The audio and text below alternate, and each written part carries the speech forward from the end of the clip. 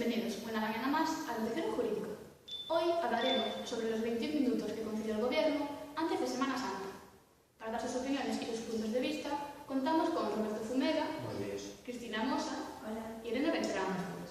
Como supuestamente creo que saben, después de conceder 19 indultos, el ministro de Justicia, Alberto Ruiz Gallardón, propuso 2 reales decretos para conceder 2 indultos más. Y estos reales decretos fueron aprobados por el Consejo de Ministros. Las cofradías y hermandades de las penitencias que solicitan dichos indultos se someten a los mismos requerimientos legales y prácticos que cualquier otra petición de indulto. Tradicionalmente, estas cofradías las solicitan para los reos que viven en las provincias de las que ellos son y tienen que cumplir los recursos de cualquier otra petición, como por ejemplo que estén condenados en la actualidad o que concurran a razones de justicia, equidad o entidad pública. Los 2 nuevos indultos que se formalizarán este año se refieren a un preso propuesto por la Cofradía del Santo Cristo del Perdón de León y otro por la fervorosa y trinitaria Hermandad del Santísimo Sacramento y Cofradía de Nazarenos de Nuestro Padre Jesús cautivo y rescatado, Nuestra Señora del Rosario Doloroso, San Juan de Mata y San Ignacio de Loyola.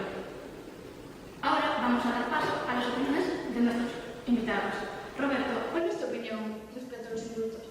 Vamos a ver, dentro de lo que a mí respecta, el derecho al indulto es una cosa que no debería caber en una democracia.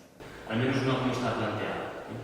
Si pudiese haber un derecho al indulto, que fuese por voto popular, que fuese el pueblo que decidiese a quién indultamos y a quién no que los mandamases regalen indultos a diestro y siniestro a sus amigos de transporte.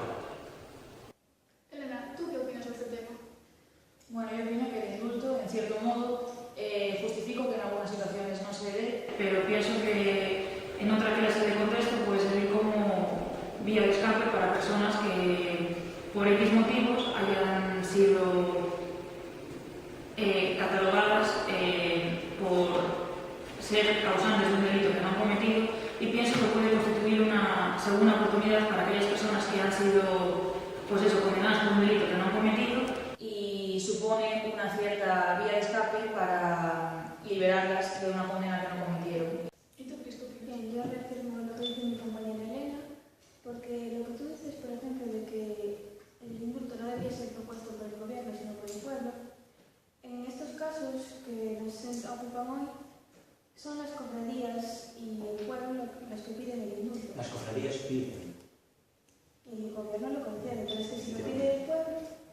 No lo pide el pueblo, lo piden las cofradías. Bueno, pues las cofradías representan en parte al pueblo. Tenemos, por ejemplo, el caso del señor Francisco II Domingo Vaquero, que fue el director de la sucursal de Santander de Valladolid. Este señor ha cometido un delito de robo y ha sido... 30.000 euros. Sí, y ha sido condenado a devolver el importe con intereses y además a 2 años, con 4 meses y 15 días de cárcel. Recientemente se le ha concedido un indulto por el cual su pena le quita 4 meses y los 15 días, solo quedaría con 2 años.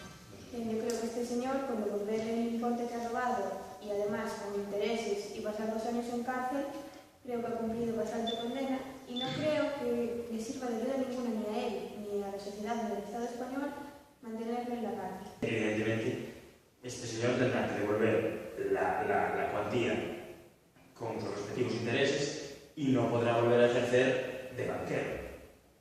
Pero de ahí a que por la petición de una cofradía, porque es Semana Santa, porque si fuese Navidad veríamos a ver qué pasaba, por la petición de una cofradía que se le reduzca la condena a 2 años y pueda, al ser solo 2 años, evitar la prisión, pues es que esto es una tomadura de pelo. Bueno, pero yo quiero decir que es el propio pueblo, la cofradía de Valladolid, la que pide el indulto de este señor. Cuando el señor ha robado a un ciudadano de Valladolid, yo creo que con que devuelva el importe con intereses, lógicamente no va a volver a ejercer su puesto de trabajo. Y si Vamos a dar paso a las preguntas. La primera es si consideráis el indulto del Gobierno como una intromisión del Poder Ejecutivo en el Poder Judicial. Bueno, yo pienso, mi argumento a favor es que según la Ley Orgánica 1 de 1968, del 14 de enero, la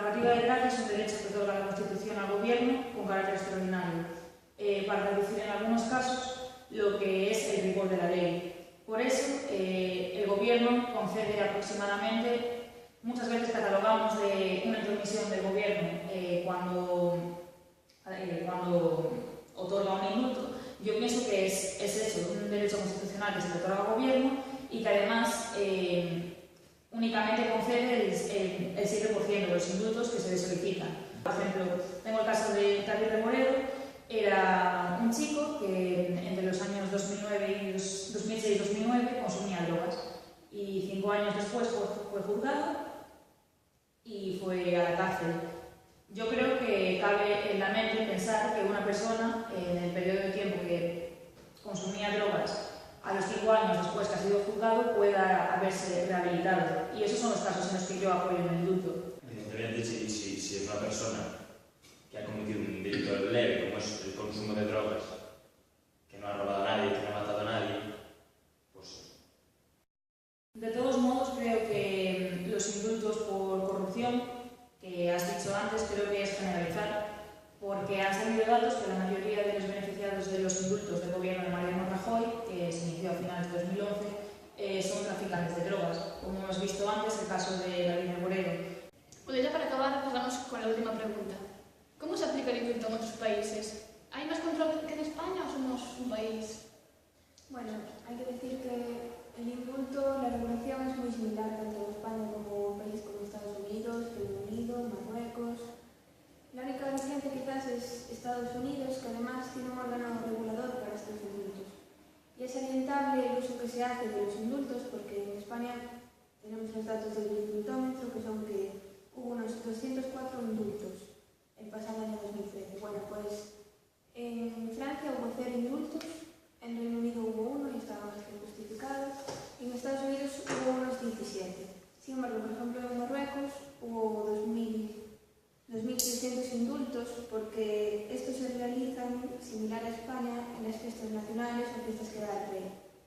Bueno, en mi opinión, como decía Roberto, es cierto que una democracia se debe acercar lo más posible a la cifra de 0 indultos.